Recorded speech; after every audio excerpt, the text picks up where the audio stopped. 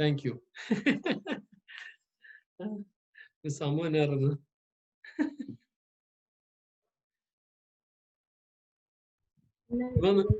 Just a hello. Okay. I mean, we were just focusing on the cross of Christ last week, so we will continue on with that. You can hear me, Le? Okay. Yes, yes. Okay. Yeah. So we were looking at the cross of Christ last week, and what we saw from the cross of Christ is fundamentally the cross of Christ is a decision. Le? It is a minimum of 4 decisions taken every day. In fact, every second that you go through where you're faced with a challenge to throw your cross and do your own thing, at every one of those points you need to be able to uh, decide to follow Jesus and to pick up your cross, right? So we see we saw that specifically sickness or poverty or disease or lack is not the cross of Christ, isn't it? So it is important, we were focusing on even though we were focusing on the cross, what we mostly covered last week was what is not the cross of Christ. And today, I mean, we will see what is the cross of Christ. So we are looking at two things, okay? I mean, even though it's the same thing. So what is not the cross of Christ and what is the cross? And we saw how Jesus lived, right? We saw how he always had enough provisions. We saw how he always had enough and more to be a blessing to people around. Uh, so we will whenever we talk about the cross of Christ, the one of the main things that comes to one of the questions that we will normally face from people is, okay, what are you saying? When you say about the cross of Christ, let's look, they will say, what about Paul? Doesn't wasn't Paul saying that he was poor and sick and all that? So let us look at that particular portion. If you turn with me to 2 Corinthians 11, 23 through 30, that will bring to focus one set of sufferings that Paul had. Okay, if you can read that a little bit. 23 through 30.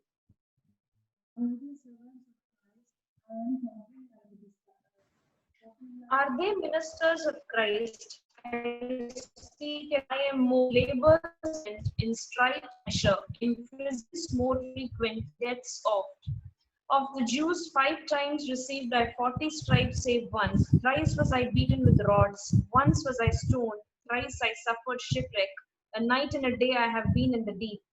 In journeyings often, in perils of waters, in perils of robbers, in perils of mine own countrymen, in perils by the heathen, in perils in the city, in perils in the wilderness, in perils in the sea, in perils among false brethren, in weariness and painfulness, in watchings often, in hunger and thirst, in fastings often, in cold and nakedness. Beside those things that are without, that which cometh upon me daily, the care of all the churches. Who is weak and I am weak? Who is offended and I burn not? I must needs glory. I will glory of the things which concern my infirmities. Yeah. See that this is a list of the sufferings which Paul had, right? So when you look at this, if you look carefully, uh, Paul talks about this place. He talks about a lot of perils. Okay, perils in waters, peril in journeys, often shipwreck. Thrice I was beaten with rods, once I was stoned. So many things.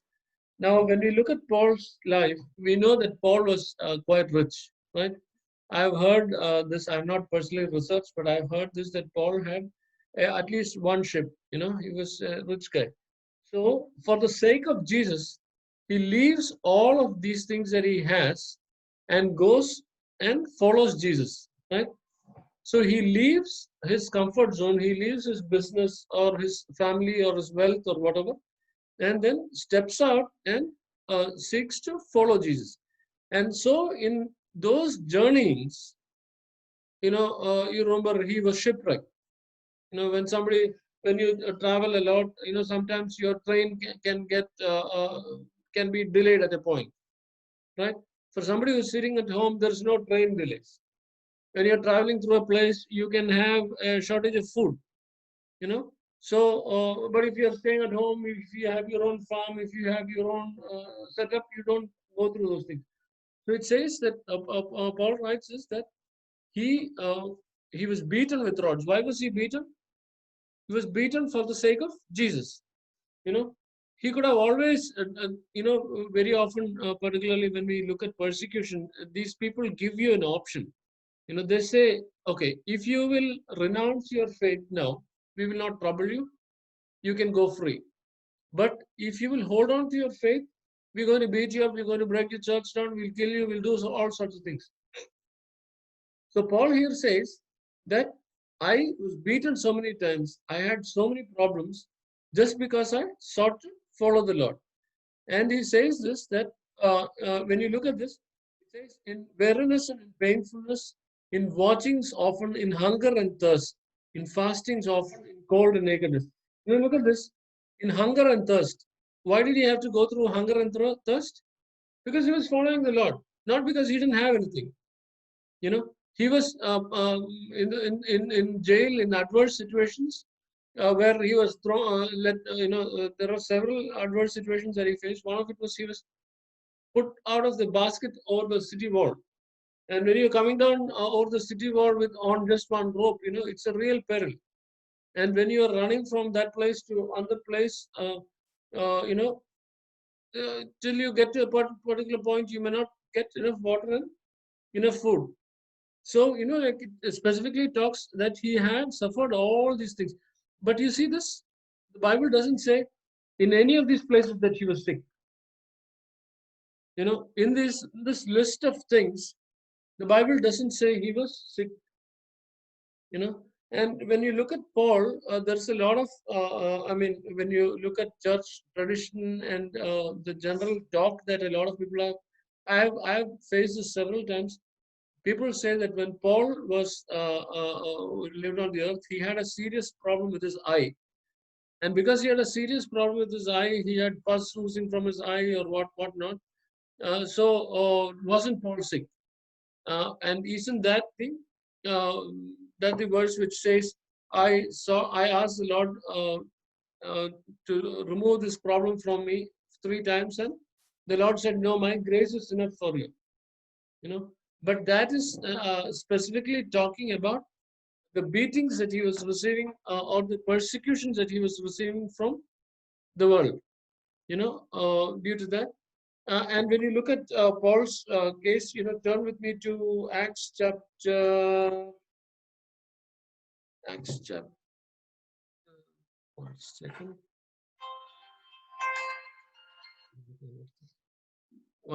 Acts chapter 28, verse 3. Chapter 28, verse 3. And when Paul had gathered a bundle of sticks and laid them on the fire, there came a viper out of heat and fastened on his hand. Yeah, see that? When Paul came, so this is the situation where there's a shipwreck. And in the shipwreck, what happens? There are this little island called Melita. And imagine this, if Paul had a problem with his eye, can it be that a person with a problem with no clear vision, is he going to go and pick up sticks and put it on a fire? No way, because the fire is not controlled, right? The flames can go in many directions. And because the flame can go in many directions, somebody with sickness, with no proper sight, is not going to go anywhere near the fire. So you see that Paul had not an issue with his eye. And here actually, when you come much below, verse 8, it talks about 8 and 9. Can you read that? Acts 28. And it came to pass that the father of Publius lay sick of a fever and of a bloody flux, to whom Paul entered in and prayed, and laid his hands on him and healed him. So when this was done, others also, which is diseases in the land, came and were healed. So look at that. Here it's specifically talking about this person who was sick, and Paul goes in there and prays and lays his hand on him and heals him. And when it was done, others also who had diseases in the island came and were healed. So imagine this: if you have a problem with sickness, and if you say, "Okay, come to me, I will pray for you, and you'll be healed," who will come to you? And particularly if it is something as visible as an eye problem, and particularly as these people, as a lot of people say, he had pus in his eyes and all those things. So so definitely nobody is going to come to a person who is sick to receive healing. The first question will be, why don't you get healed yourself? So when you look at it, it does not seem to make sense. Okay, so that is on the portion. And turn to 2 Corinthians 6:4.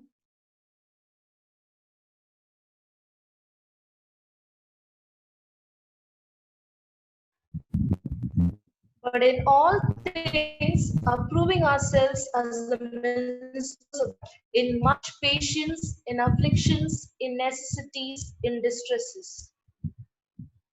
Yeah, you can read further down. In stripes, in imprisonments, in torments, in labors, in watchings, in fastings, by pureness, by knowledge, by long suffering, by kindness, by the Holy Ghost, by love unfeigned. Yeah. See that? So here is another set of sufferings that Paul had. And in all things approving ourselves as the ministers of God in much patience, in afflictions, in necessities, in distresses, in stripes, in imprisonments, in tumults, in labors, in watchings, and in fastings.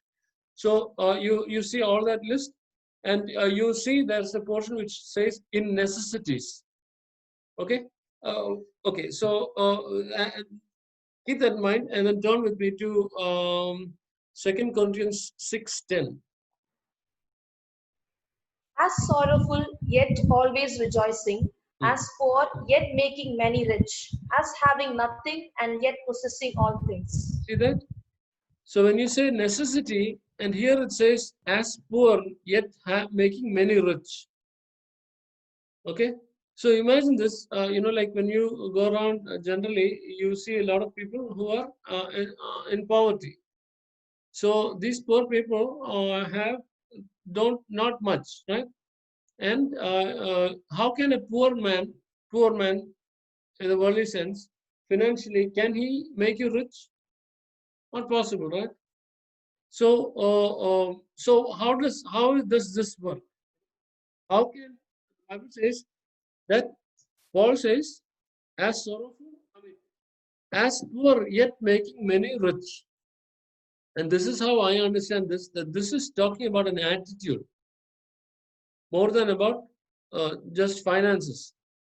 The Bible says, blessed are the poor in spirit. When you look at the poor in the spirit, that's an attitude. When you say, Lord, I'm poor, I don't know much, it is particularly talking about a mindset which says, Lord, there's so much more to go. I don't have anything spiritually. I need to run more forcefully. It is so. So when we are of that attitude, and as we learn things, we are able to be a blessing to people around, right?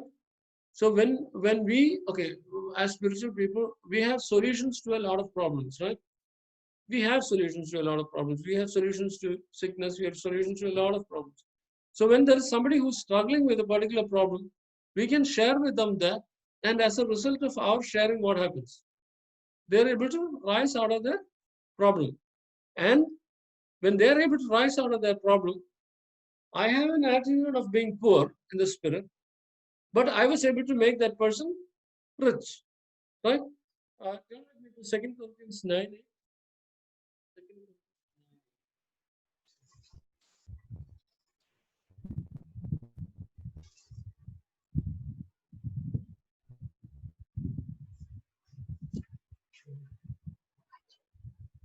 Read.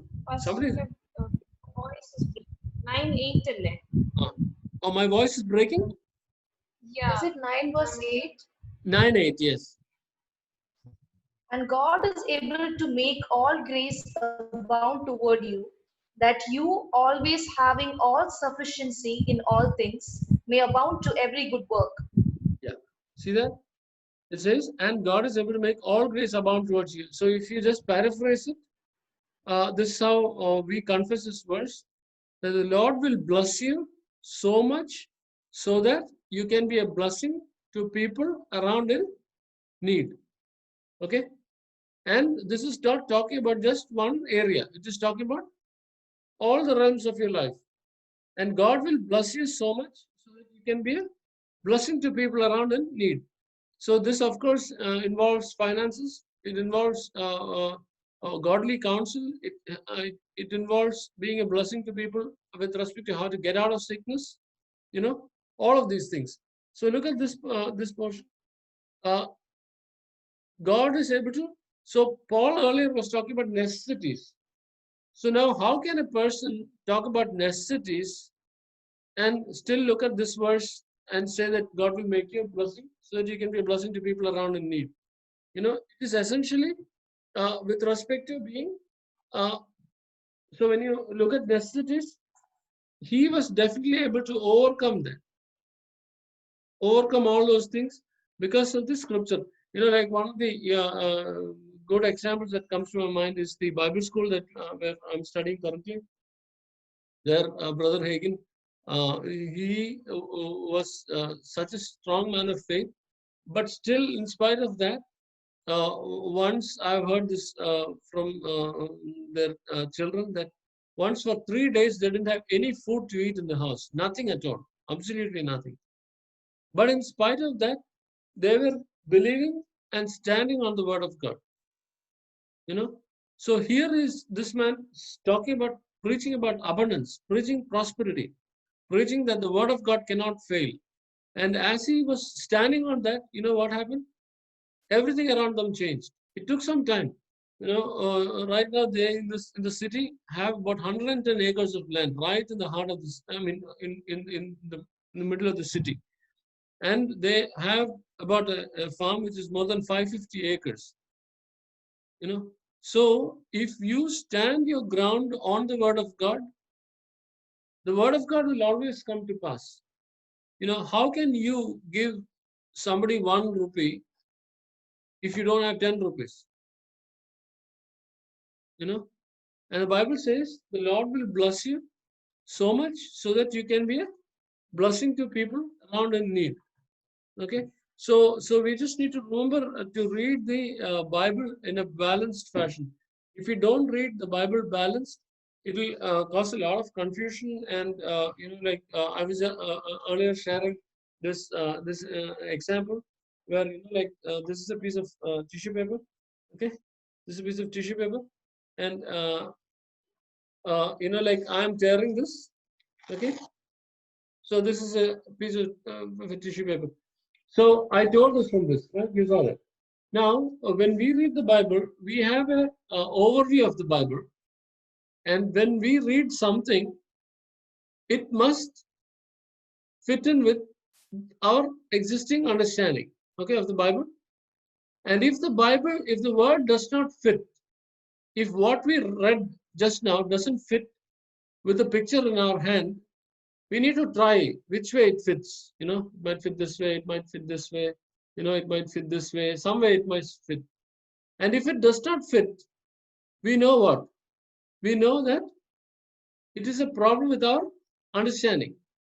You know, the Bible never contradicts, you know. So in the end, when we meditate, this is what we are doing. We're trying to fit the with the puzzle into the framework we have.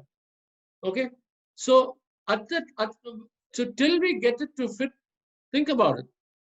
You know, sometimes the answer might take some time. Just keep it on the back of your head somewhere, and you will get an answer before long. So when we, you know, the Bible is always fitting. You know, it always makes sense.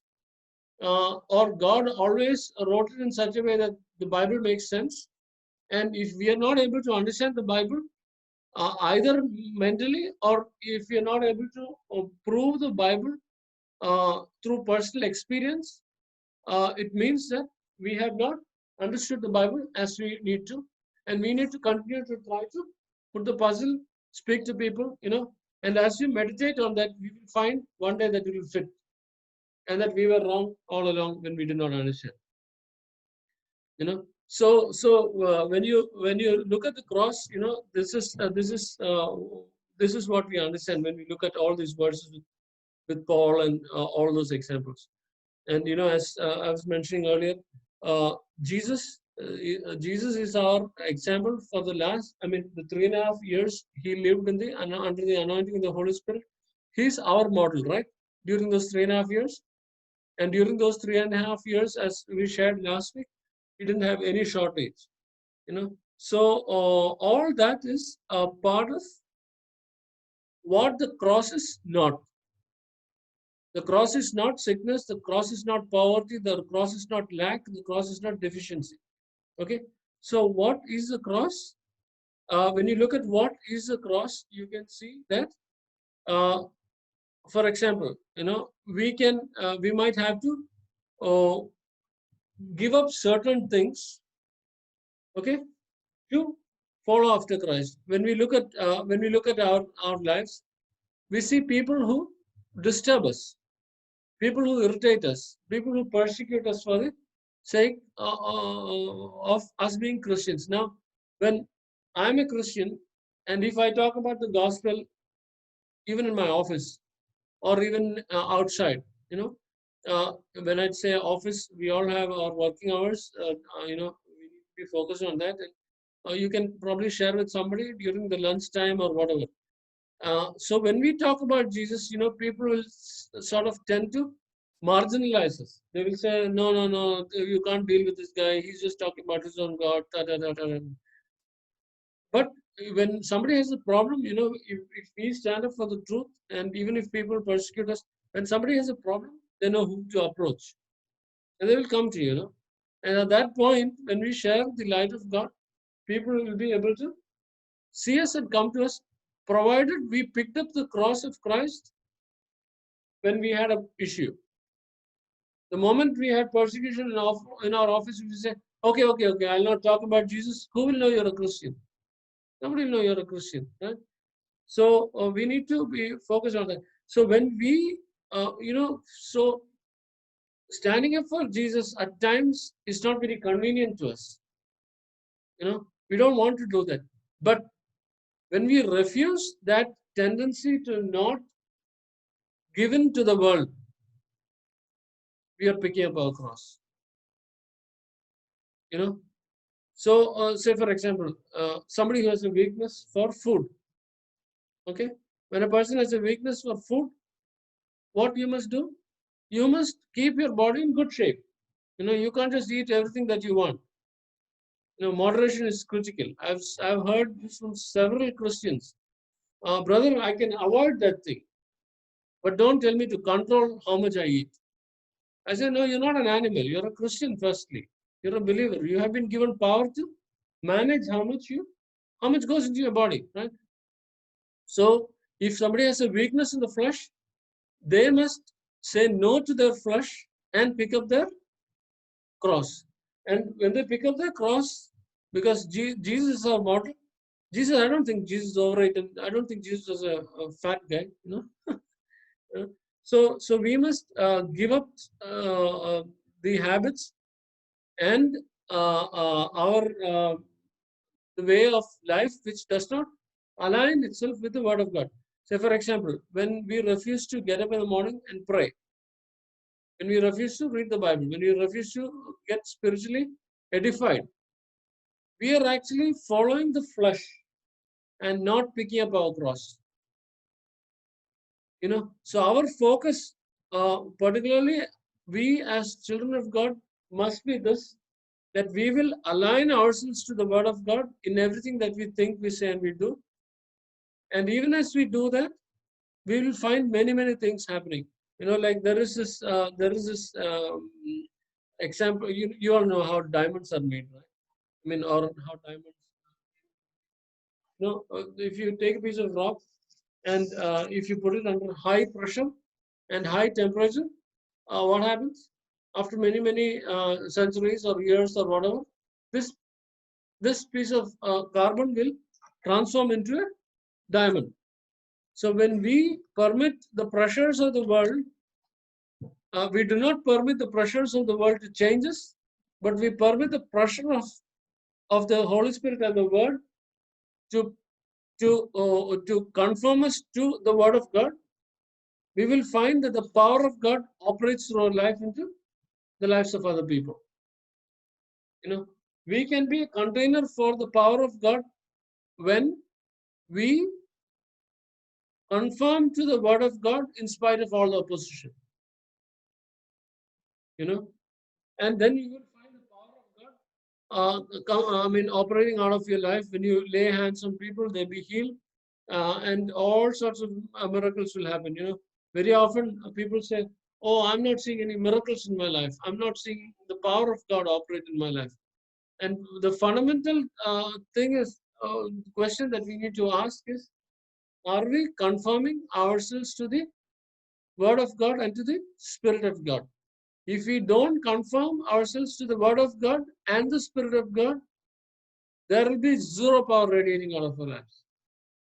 You know, and that's a very, very dangerous situation, particularly for people around us. You know, when I look at people around us, I don't blame the world for being the world they are.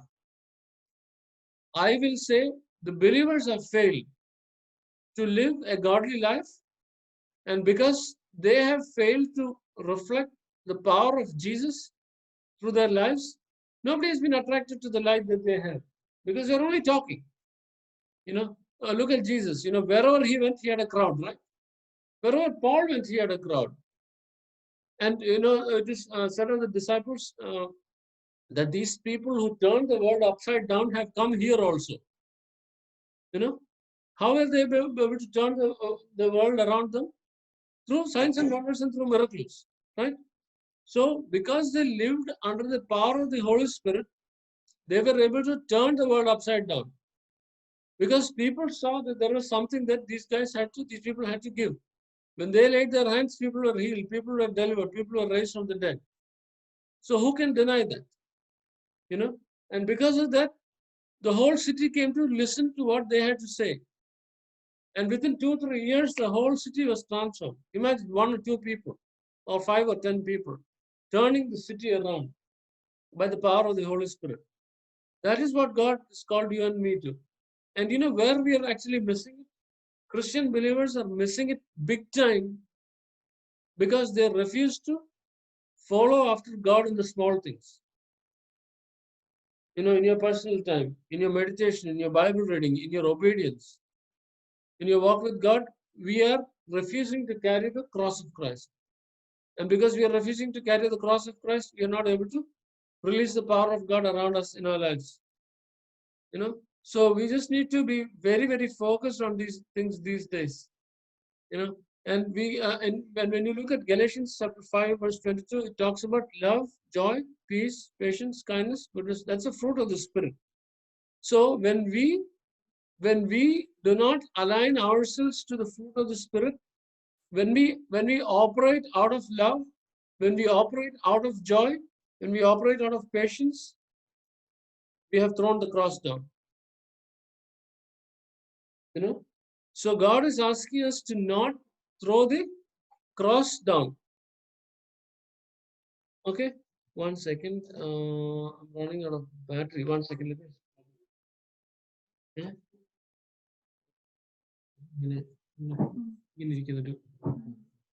So when we refuse to,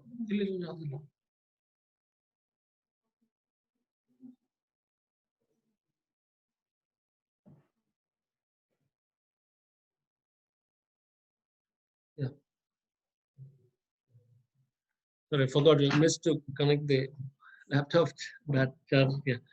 So you know, like so when we refuse to, when we give in to the works of the flesh, we see that we miss out on the power of God.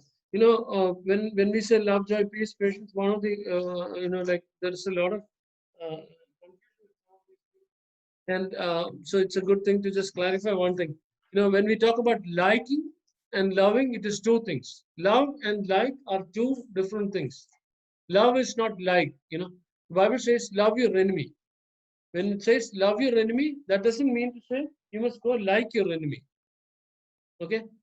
Uh, I, I will love my enemy. I will help them in what I can do to help them, but I will not like to go and spend 10 hours with them. I will not like to go and spend a day with them. You know, so liking is one thing, loving is another. So we need to draw the difference very, very clearly. Otherwise, there'll be a lot of confusion. We like our friends. We like believers who walk according to the truth. We love people who, like with whom we can discuss the word. That is liking people. We like to spend time with them. We love them. But then, when the world comes against us and stands against us, we must still choose to love them. You cannot hate them, because hatred is not from God. Hating is from the devil. And the moment we move out of love, what has happened? You have thrown your cross down. So we must be very, very careful to align ourselves to the cross on a daily basis, right? And like one of the things that I've sort of noted down here is, carrying the cross is suffering affliction for the cross. It is a price paid to walk with the Lord and not to betray or to forsake Him. And like this is something I've just noted down. Carrying the cross daily explicitly refers to cheerfully receiving and bearing patiently every affliction and persecution due to the gospel and Jesus, however shameful or painful it might be. Carrying the cross daily is specifically being cheerful to receive and to bear patiently. It is very easy to say, oh, I give up and do your own thing. And you loosen out on the power of God and you're preventing it from operating in your life to transform you to the shape of the diamond. Of course, we must be wise, and there are things where there are times when we can avoid some situations. I think in the book of Proverbs it says, the wise see trouble coming and avoid it. The fool rushes in and gets into trouble. So we must be wise enough to be not foolish. We must be led by the Spirit of God, and even as we follow the Spirit of God, the Bible says, like that when we do that, we will not run away from affliction and persecution due to the gospel and Jesus. Sometimes they will really put you down, but you don't need to be very much concerned or very much bothered about that. Just hold on, because greater is He who is in us than he that is in the world. Yeah, and when we carry the cross, that is what transforms a believer from an ordinary person into a supernatural person. Carrying the cross on a daily basis. So just remember that.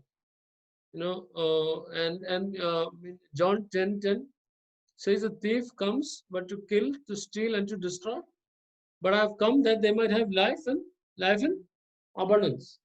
When you look at the verse abundance, it is the Greek equivalent is perissos. It means superabundance or excessive.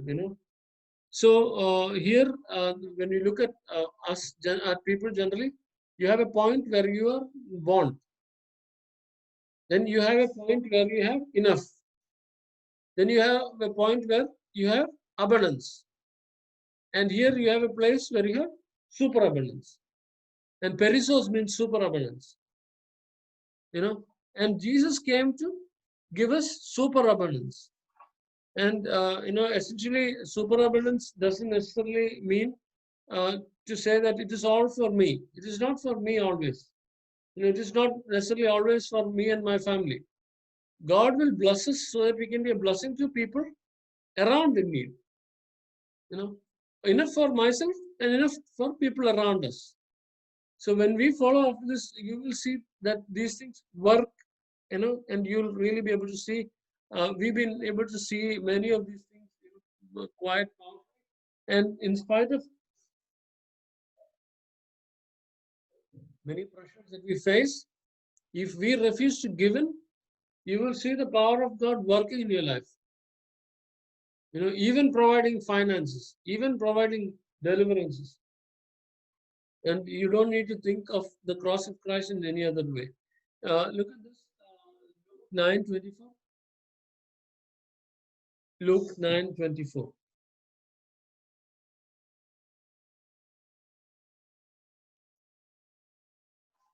Can you read that? Whosoever will save his life shall lose it, Yeah. but whosoever will lose his life for my sake, the same shall save it. Right. See that? Jesus says that whoever will save his life will lose it. You know, so if you are somebody who doesn't want to really consider all the persecutions and all the problems that come because of following the law, and he's trying to save, you know, but so Jesus says they will lose it. At the end of this person's life, they will find that their life was pretty useless. You know, they might have made some money, they would have had some chicken curry and all that stuff, but they've lost out on the thrill of following God. And the Bible says, whoever will lose his life for my sake will save it. You know, so if we serve God, if we walk according to His word, we will find the power of God working in our lives. You know, a story comes to my mind.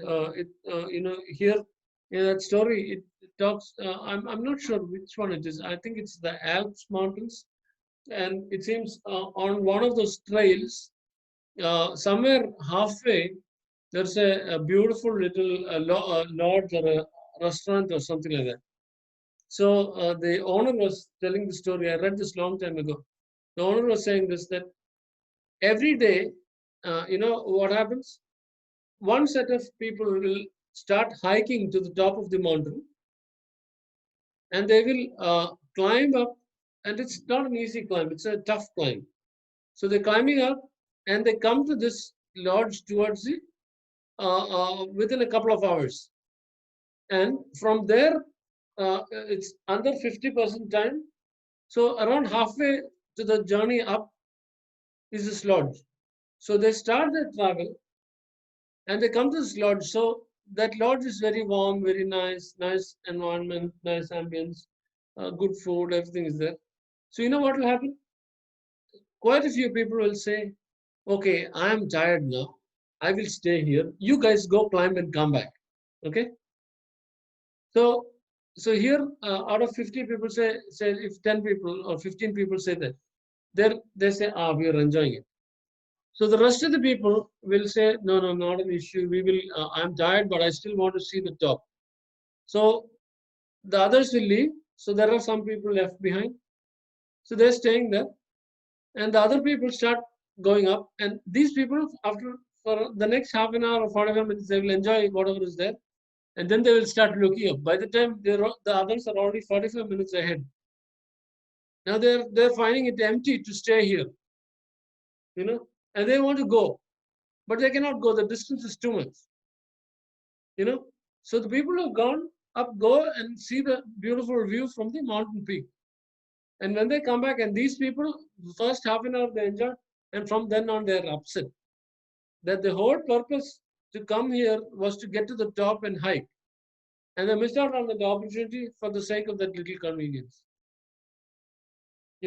So we really need to be careful that that our focus in life is not lost. Our focus in life is to follow after Jesus. Our focus in life is to see and to experience and to fulfill God's plan and purpose for our lives. But if we refuse to do that, nobody can help us.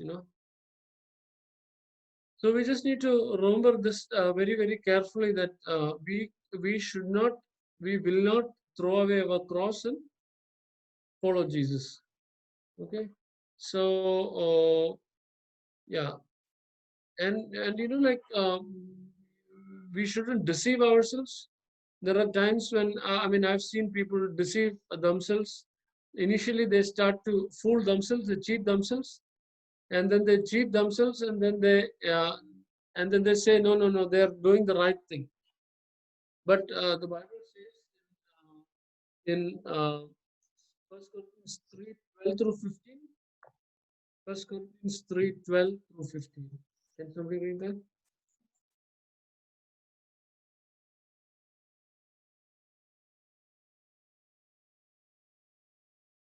Now, if any man build upon this foundation gold, silver, precious stones, wood, hay, stubble, every man's work shall be made manifest, for the day shall declare it, because it shall be revealed by fire, and the fire shall try every man's work of what sort it is. Yeah. See that? It says that everybody can build on this foundation using many things. Okay? But what will try it? The fire will try it. And what will happen to something that is combustible? In fire, it will be just gone, right?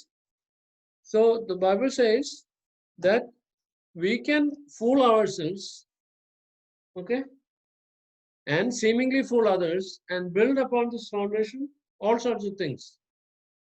But on that day, the fire will try that, and whatever it doesn't meet God's standards will be just gone.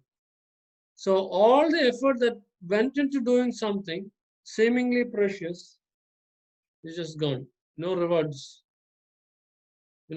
So we need to be careful to not be foolish and to be focused on our obedience and not deceive ourselves. One of the dangers of deception is initially, this person is trying to convince others that this is what he's done and it is the right thing. And then, after some time, what will happen? The person, because he's been convincing others that this is the right thing to do, will soon be convinced himself that that was the right thing to do. And he's lost focus of the the correct thing to do and the rightness of that situation. And after some time, he cannot see. He's blinded in that area. You see that? And he's continuing to walk down that trail. Are you following me? So we must always have the right evaluation with respect to the word. And when we have the right evaluation with respect to the word will show us the right thing to do and will correct us. I actually missed out one crucial verse talking about Paul's eye. Turn with me to Galatians chapter 4, verse 13. This is with respect to Paul's eye problem, seeming eye problem.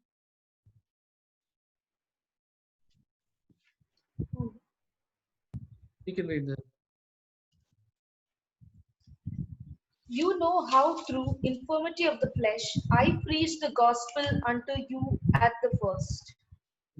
It says, don't you know how through the infirmity of the flesh I preach the gospel unto you at the first? Okay. So what would Paul have said if he had a problem still? He would have said, don't you know how I preach through the infirmity of the flesh? Okay.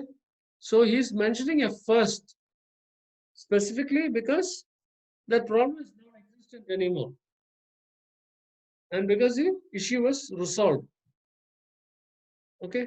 So like sometimes people go through some things for a short while. As I mentioned, a couple of weeks ago, we had about 3 weeks when here in Tulsa where we had to wear a mask. And all those 3 weeks, I had a problem with cold. I've never ever had a problem with cold ever in my life like that. I haven't had a cold in, I don't know when I had my last cold.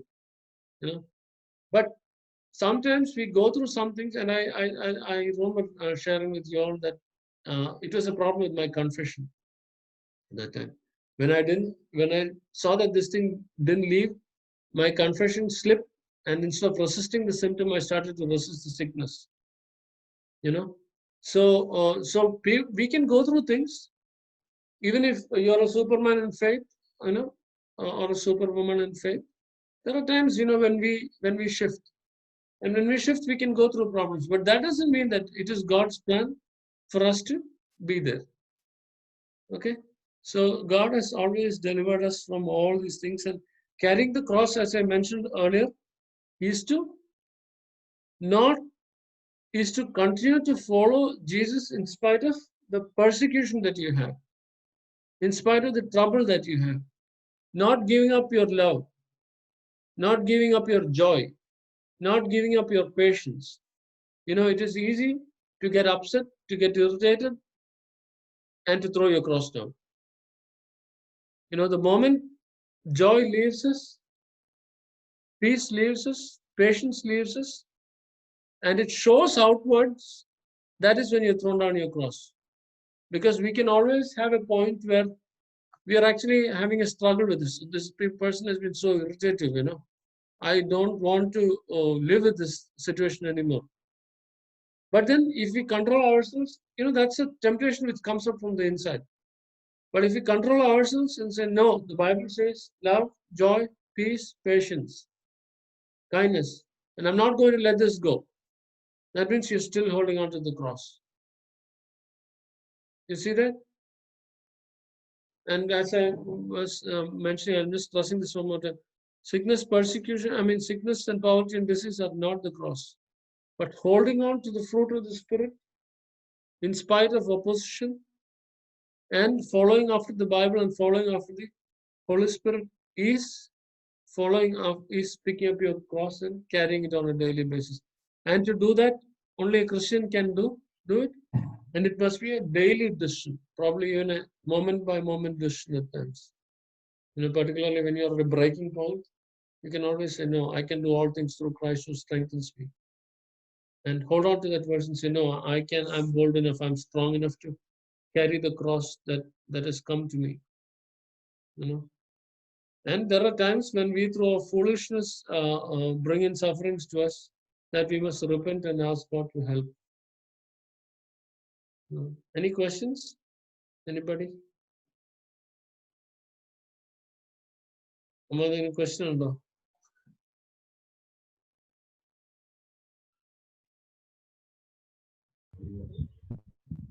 Any questions? Anybody know? Okay, then we close and pray. Pastor, so if we have time, one of my friends from my church in Pune, Akshay Jacob, has joined us. Okay. I just heard an hour ago that he is suffering from really severe back pain. I said that he could just join with us for this message, and then we'll probably pray together. True, yeah. Akshay, can you? Akshay? Hi, Akshay. How are you? Just a moment, sorry. Can you see us?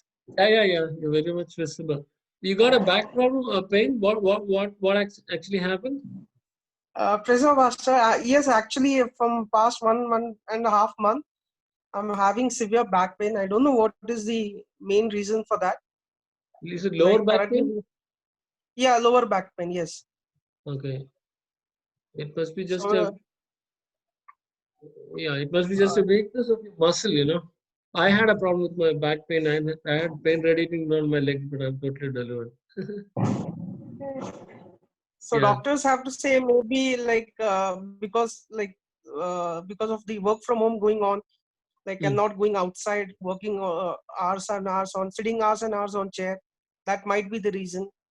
Or maybe pulling something weight, that could be reason as well. So the treatment is going on, but there is not much improvement. What treatment are they giving you? Like we did an MRI, and there was no problem in that. So they said that by doing regular exercise, it should recover. But from past 2 weeks, like there is not much of improvement. I'm taking medicines every day, so morning, evening. Medicine for what? Like for the pain relief. Like every morning when I get up, I'm not able to get up properly. Oh, no. Yeah, you know, like I will really not suggest that you take a painkiller, because you know what will happen?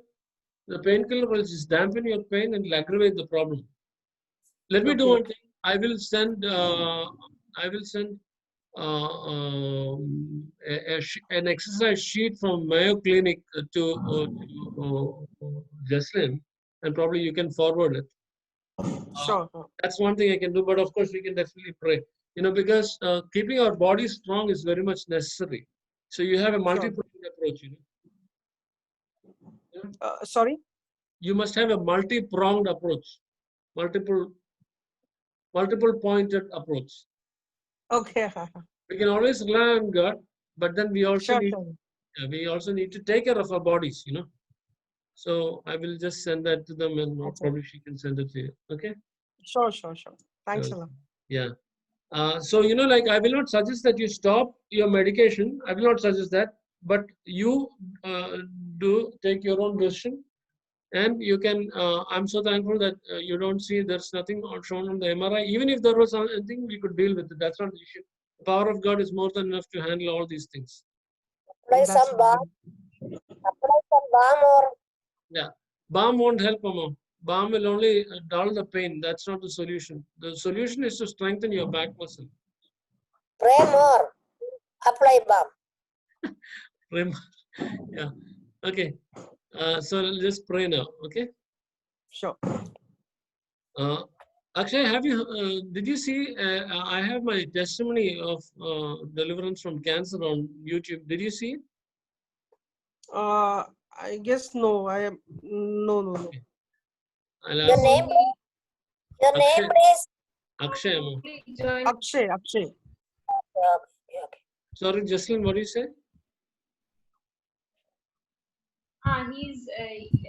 He's my friend from church Pune. He's hearing about you for the first time. I just told him like before the meeting. So Okay. I'll forward the testimony to him, but he hasn't. He hasn't? Fully കേട്ടിട്ടില്ല. He just heard about it. Okay. Data sharing. Oh, okay, no problem. Okay, then I'll just pray. Okay, and I'll close. Father, we thank you, Lord, for the. Akshay, just put your hand. That's your mom next to you? Yes. She is my mother. Which church do you all go to? Here we go to Church of God. Okay. Sister, if you can just put your hand on Akshay's back, that will be good. I'll pray and then just touch him, nothing much. Okay. Yeah, any hand is fine. Father, we thank you, Lord, for this time. Your word reminds us, Master, that by the stripes of Jesus, we were healed 2,000 years ago. And Father, we thank you that Akshay is healed in the mighty name of Jesus. In the mighty name of Jesus, we speak to pain to leave right now. In Jesus' mighty name. Akshay, do you have pain right now? No, I've got relief now because I had taken medicine, so there is a little relief. Okay, but do you have still pain? Any pain? Yes, even today, this morning, I was not able to get up like for 1 hour from my bed. Then I went to hospital. They told us to take some medicines, and I took that medicines and just slept for 2 hours. Then there is little bit relief in that. Okay. After for every day I have this pain, morning, evening, every day. After I take the medicines, sometimes there is relief, sometimes there is does not. Okay. Father, we thank you, Lord. We give you glory and honor and praise. Father, we thank you that, Lord, by the stripes of Jesus, Akshay was healed 2,000 years ago in Jesus' mighty name. Amen. Father, your word reminds us, Master, in James chapter 5, that, Lord, and the prayer of faith will heal the sick. Amen. Hallelujah. Lord, through faith, Lord, we lay our hands on Akshay's back right now. In Jesus' mighty name, the power of God is moving and is healing Akshay totally from the top of his head to the tip of his toes. We command that back to align itself according to the word of God. Every part we recreate in the mighty name of Jesus. Every deviation in size, shape, function, or form, we arrest it in the mighty name of Jesus. Father, we thank you, Lord, that your word runs swiftly. I mean, your word that's sent out does not come back void in the mighty name of Jesus. Thank you, Lord, for healing. Thank you, Lord. When you died on the cross 2,000 years ago, you had Akshay on your mind. You had his back on your mind. And your word says that just as you healed him from, hallelujah, just as you forgave his sins, hallelujah, you have healed the sicknesses. And therefore, Lord, by faith, we receive that healing in the mighty name of Jesus. Thank you, Master. Thank you, Master. Thank you, Master. Thank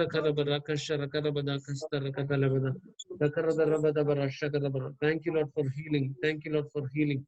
Thank you, Lord, that this thing will die out totally. It will be gone totally. And Akshay will be totally free in Jesus' name. Thank you, Father, for giving him this testimony, Lord. Hallelujah. That Jesus set me free. Father, we give you glory and honor and praise in the mighty name of Jesus. Amen. Amen. Amen. Amen. Yeah. Thank you very much. Welcome, welcome. Be at peace. Okay. Yeah. Yeah. You keep, yeah. Yeah, you can confess scriptures, okay, we haven't spoken before, so like you can keep speaking the word, like Psalms 103 verse 3 says, who he forgives all my sins, who heals all my sicknesses. You know that verse, right? Yeah. I've read it. So open your mouth and say, thank you, Lord, for forgiving all my sins, and thank you, Lord, for healing my back. You can say that. 1 Peter 2:24. You can say that many times, because whatever you speak, Mark 11:23 says, whatever you speak and not doubt in your heart, and believe, you will receive whatever you say. And when you say that, you must believe. Verse 11, Mark 11:24 says, and whatsoever you believe that you've received. And what do you do if you've received? You just thank God, right? So just keep thanking God for that total deliverance, and you'll see that deliverance manifest. And as many times, like when you take, now I'm not saying that you don't go to the hospital. I'm not saying you don't go to the doctor. So, like God will always meet us where we are. So the good thing is, the doctors will come to a point you're saying you don't need to take this, or you will know that you don't need to take it, and you can stop. Yeah. And then 1 Peter 2:24. I guess you know these verses, right? Do you know these verses? By his stripes you were healed. Just write it down. No, just write it down somewhere. 1 Peter 2:24. By his stripes you were healed. He himself bore our sins in his body on the cross, so that we might die to sins and live for righteousness. By his wounds you have been healed. You have been healed. It's past tense, right? It's not saying you might be healed. It's not saying you will be healed. It says you have been healed. Okay. So just say, thank you, Lord, that by your stripes I was healed 2000 years ago. You're not healed now when we prayed. You're healed. You have been healed 2000 years ago. Right now, by faith, what did we do? We picked up the check that was written 2000 years ago and we showed it to this problem and say, hello, see this? I've been delivered. You just get lost. Okay. And Matthew 8:17 says, just read Matthew 8:17.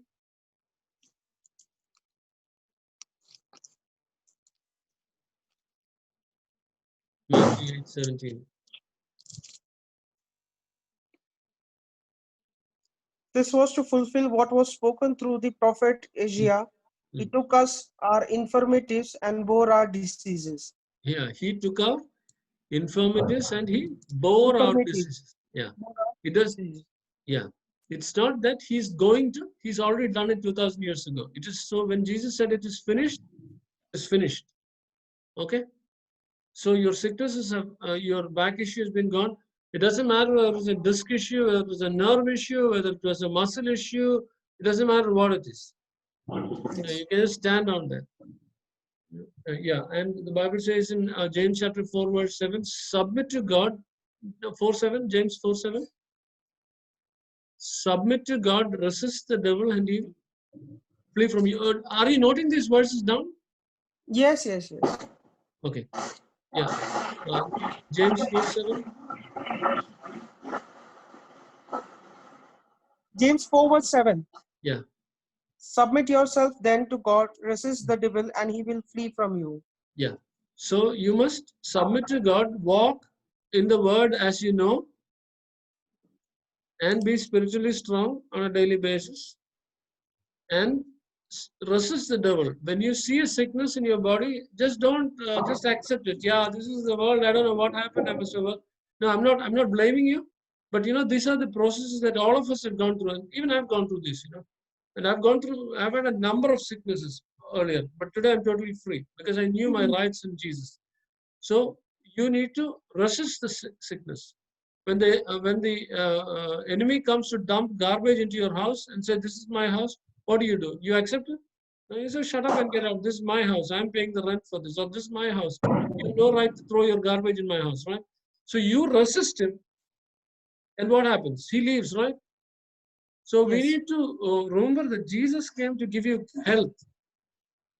And when anything contradicts that health, you must open your mouth and say, no, get out. You are a stranger here. I don't permit you. So open your mouth. You don't have to shout. You just speak all these things. Even the verses that I told for confession, you speak loud enough so that you hear.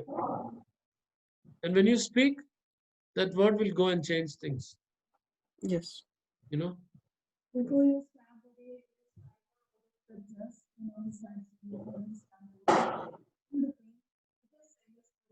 I'm sorry, I'm not able to hear anything. before you start the day, when you feel the same again and again, say this, I know how this കേൾക്കുന്നില്ല. We can't hear you. and once you said by Jesus stripes I am healed, you then again you say if the thing which comes Break ആയി പോകുന്നുണ്ട്. Pastor Student, think that she could move closer to the Close. mic. നമുക്കൊന്നും കേൾക്കുന്നില്ല. Hello. Okay. What you say? Where's the mic? Okay. What you're saying is that write these verses down. Write these verses. Okay. Write these verses down on a piece of paper and read these. Right? And read this on a daily basis, and you'll be over the problem. Yeah. Yeah. Keep that set of verses somewhere close by where you can see it. And every time Yes. you take a tablet, or every time you feel a symptom, just speak this. You know, now we prayed for you, and the problem is gone actually. Okay. I mean, I had shared about the fig tree earlier here. Mark 11 talks about the parable of, the story of the fig tree. And Jesus said, the moment Jesus spoke that word, the fig tree was cut from the root. But the tree was seen as dead only next day. If you read Mark 11, you will see that. And so the moment we speak a word, your problem is actually gone, and what is left behind is only the symptoms. Mm. Okay, it is not the problem, the symptom. You know, if somebody has an infection in their body, they will have a fever, right? So Right. unless you can always take a tablet for a fever, but the moment you stop taking the tablet for the fever will come back because you have still the infection in your body, right? So you must, to get rid of the fever, the better way is to deal with the infection. So once your infection has been dealt with, the fever will stay for 1 more day or 2 more days and then will leave because it has got nothing to hang around there for. So in the same way, when we prayed for you just now, you're already healed, but you might still have symptoms. Okay, but if you stop talking about the symptom and start talking about your sickness, the fig tree's root will reconnect and your sickness will still stay. You remember, you understand what I'm saying? Yes. Yeah. So from now on, speak to the symptom of back problem to leave. That's it. You don't speak to the back problem. The back problem is already gone. You know, when we talk about healing, this is a crucial thing which we always share. We teach about healing. You know, and when we were in Tanzania, when we after I had this problem with cancer in 2011, we went and taught healing in a terminal cancer hospital, and around I think out of 43, I forget the statistics. Out of 43 people, about 35 people went home. You know, went home healed. So for God, sickness is not an issue. It doesn't matter what it is. Jesus paid the price for our cold, our cough, cancer, heart problem, liver issues, kidney issues, everything. You know, and the price is all the same. He's paid it all. So just speak to your symptoms. Yeah. Sure. Okay. Don't give up. Yeah. You know, like I still haven't got a green signal yet. We were actually planning to do a healing sessions, a couple of for a couple of days, on a couple of Saturdays. We haven't got around to it yet. We're planning to start that, and we'll be touching on all these things of how to receive healing in your body.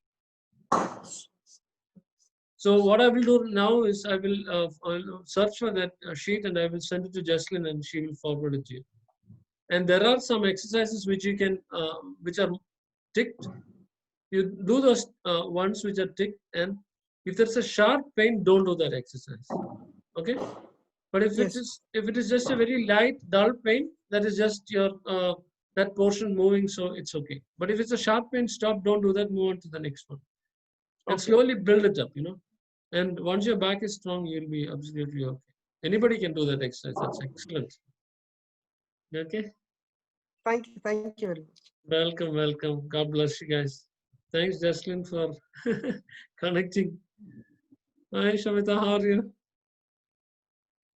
You're on mute. Oh, I'm sorry. I'm doing good. How are you, Pastor? Good. Yeah. Okay. Any questions? No, I'm clear on what you spoke. Okay. Akshay, you got any questions? No, nothing. Okay. Anything with respect to the cross that? With regards to this, sorry. No, with respect to the message that we shared today, do you have any questions? No. I got it. I got Okay. what the point what you were trying to say. Yeah. And like many, all these things will go on to the YouTube, so you can find it. It'll be just under my healing testimony. If you just look it up, you should find it. Yeah. Okay. I should Okay. just search with your name. My name is George Matthew. Okay. No, I just have to search with your name on YouTube. Jesslyn will send you the link. Okay. No problem. Sure. Last time I wasn't able to find it on YouTube. Like when I just typed in as George Matthew. Is it? Okay. Yeah. It was, Okay. You know what? Can you tell me? I think. Okay. If everybody can just type down their number on and send it to me on the Zoom chat, I will put your number down, because I've seen that there are quite a few people here who are getting the links indirectly. Sometimes it gets late because I myself put the invite late in the night. So if you can send me that, I can send it to you. Jesslyn, I think you have Shamita's number, right? Josephijan has Shamita's number, right? yes. Papa has, so Papa, I'll share Akshay's number. Okay. I think Josephijan has Shamita's number, right? I don't want numbers to be spoken over this because I don't want the numbers to go out. Yeah, he'll share Shamita's number. Okay. I'll share Akshay's number. Okay, fine. That'll be good. Okay. So then I will send you those links. Okay. Okay. Yeah. Okay. God bless you all. Be strong. Yeah. Just remember that carrying the cross is to just hold on to, Galatians 5:22. I don't know how many of you are familiar with 5:22. You read up Galatians 5:22. Love, joy, peace, patience. Hold on to it. The Holy Spirit will help you do that. Okay. Thank you. Okay. God bless you all. See you soon.